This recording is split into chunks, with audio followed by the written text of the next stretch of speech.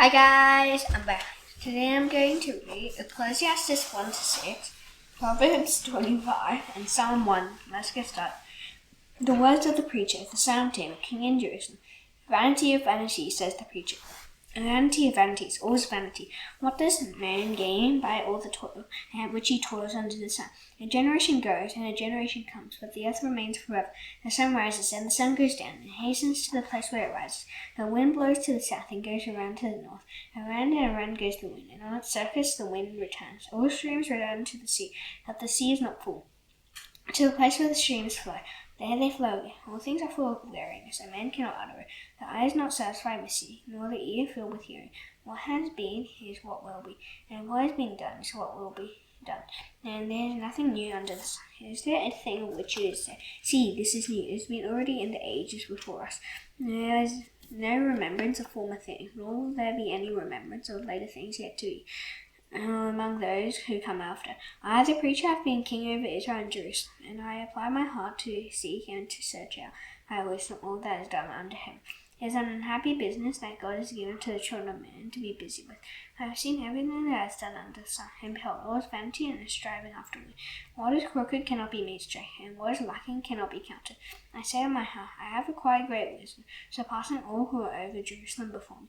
And my heart has had great experience of wisdom and knowledge, and I apply my heart to know wisdom and to know madness and folly. I perceive that this also is but a striving after wind. For in much wisdom is much vexation, and he who increases knowledge increases sorrow. I said in my heart, Come now, I will test you with pleasure, enjoy yourself. But behold, this also was vanity. I said of laughter, it is mad, and of pleasure, what use is it? I searched with my heart how to cheer my body with wine, my heart still guiding me with wisdom, and how to lay hold on folly, till I might see what was good for the children of men to do under heaven during the few days of their life. I made great works. I built houses and planted vineyards for myself. I made myself gardens and parks and planted in them all kinds of fruit trees. I made myself pools from which to water the forest of growing trees. I bought male and female slaves, and had slaves who were born in my house. I had also great possessions of herds and flocks, more than any who had been before me in Jerusalem. I used to gather for myself silver and gold, and the treasure of kings and provinces. I got slaves, both men and women, and many concubines, the delight of the sons of men. I became great and surpassed all who were before me in Jerusalem. Most of my wisdom remained with me, and whatever my eyes desired I did not keep from them.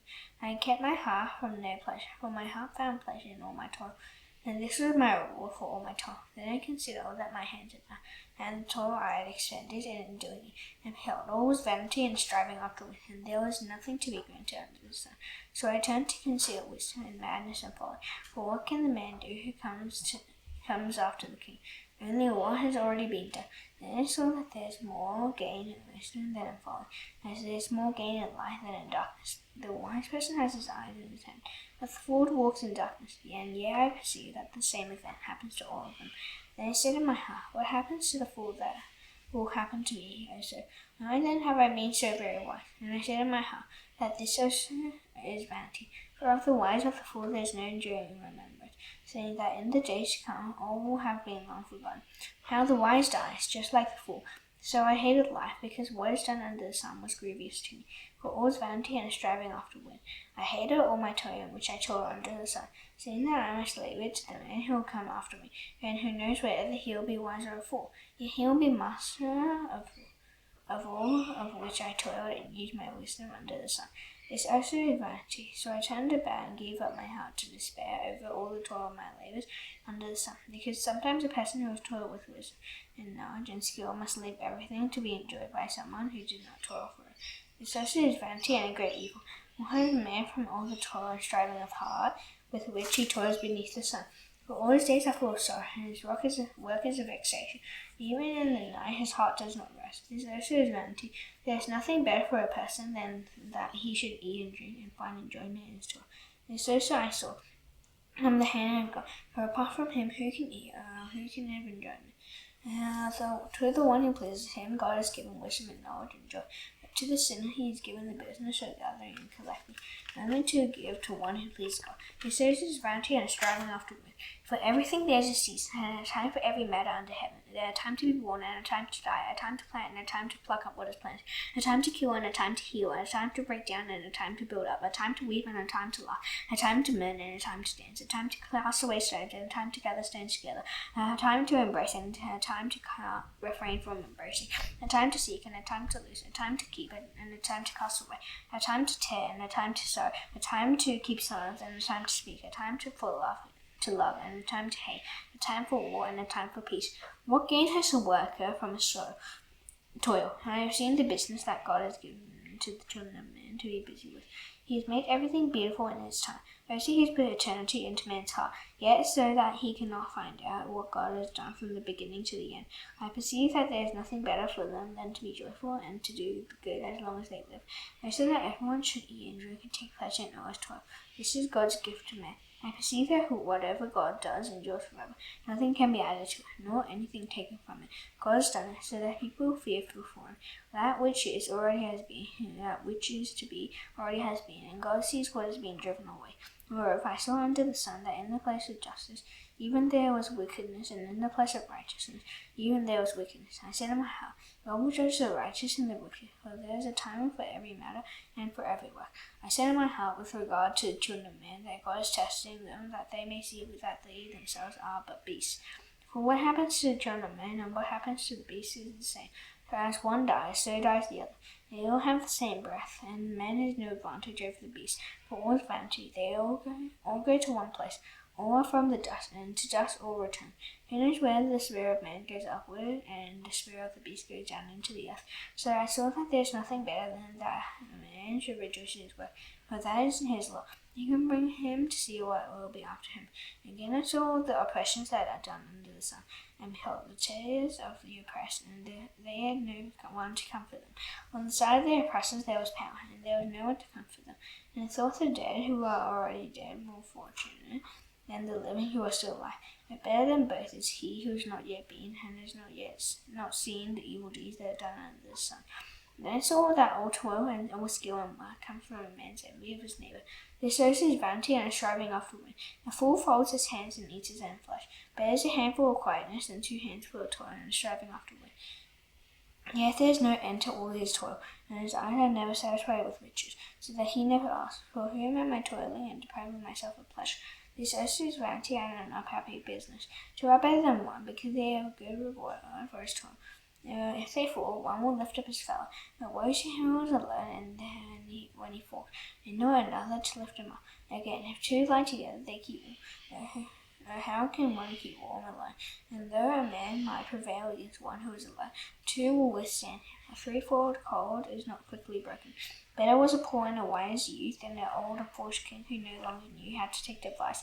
He went from prison to the throne, through in his own kingdom, and he had been poor. I saw all the living who moved about under the sun, along with all the youth that was who was to stand in the king's place. There was no end to all the people, all of whom he led. Yet those who come out from later will not rejoice in him. Surely this also is vanity and striving afterward. Guard your steps when you go to the house of God.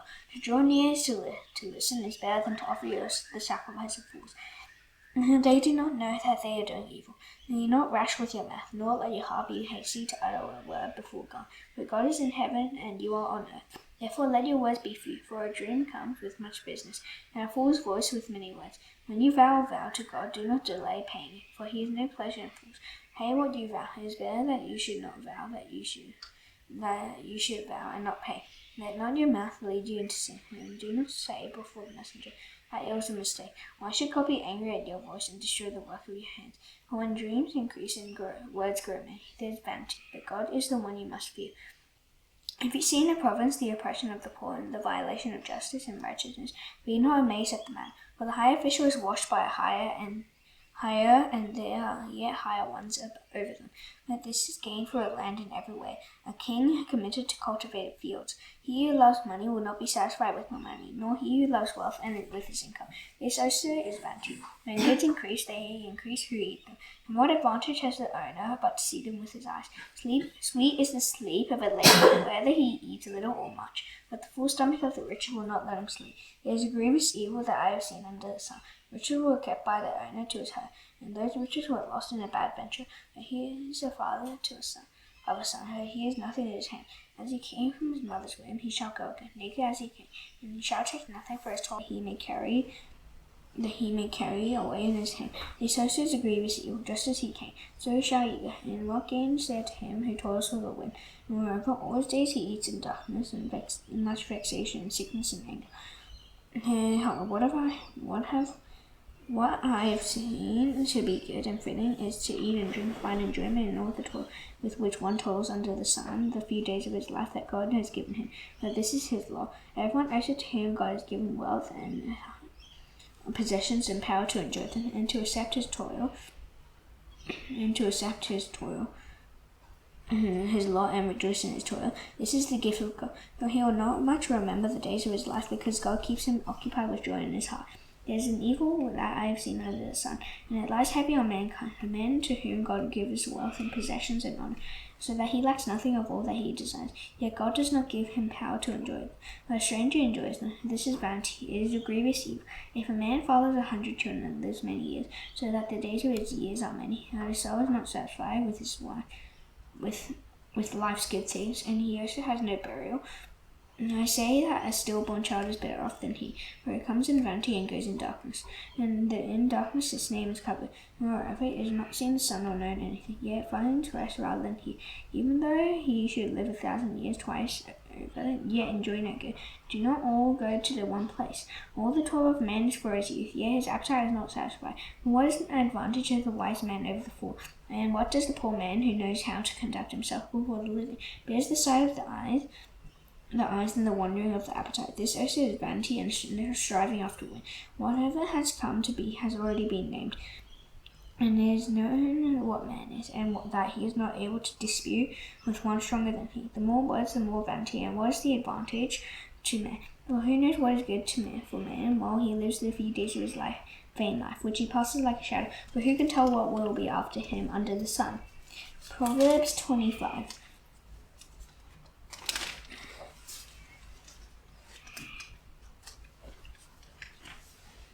These are the Proverbs of Solomon, which the men of Hezekiah king of Judah copied.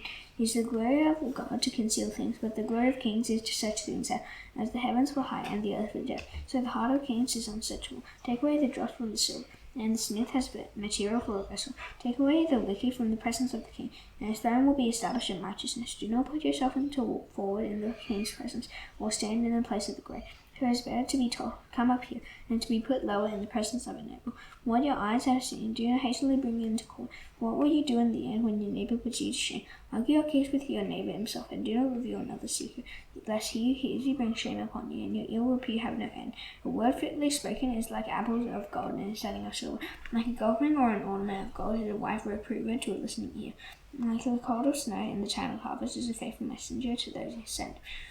And he refreshes the soul of his masters. Like clouds and wind without rain is a man who boasts of a gift he does not give. With patience a ruler may be persuaded, and a soft tongue will break a bone. If you have found honey, eat only enough for you, lest you have a fill of it and vomit it. Let your food be seldom in your neighbor's house, lest he have his fill of you and hate you.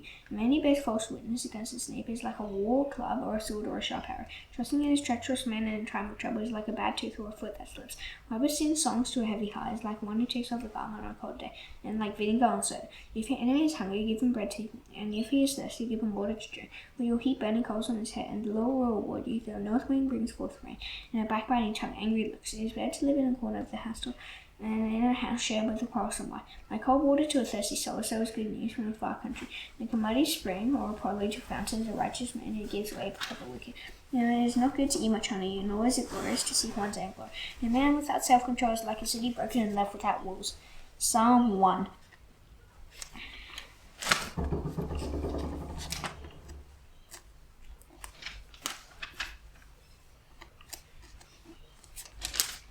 Blessed is the man who walks not in the counsel of the wicked, nor stands in the way of sinners, nor sits in the seat of scoffers, but his delight is in the law of the Lord, and on his law he meditates day and night. He is like a tree planted by streams of water, that yields its fruit in its season, and his leaf does not wither. In all that he does he prospers. The wicked are not so, but are like chaff that the wind drives away. Therefore the wicked will not stand in the judgment, nor sinners in the congregation of the righteous. For the Lord knows the way of the righteous, but the way of the wicked will perish.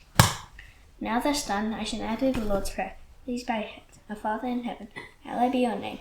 Your kingdom come, your will be done on earth as it is in heaven. Give us today our daily bread. Forgive us our debts, and we also forgive our debtors. Lead us not into temptation, but deliver us from the evil one. For yours is the kingdom and the power and the glory forever. Amen. See you tomorrow. Bye.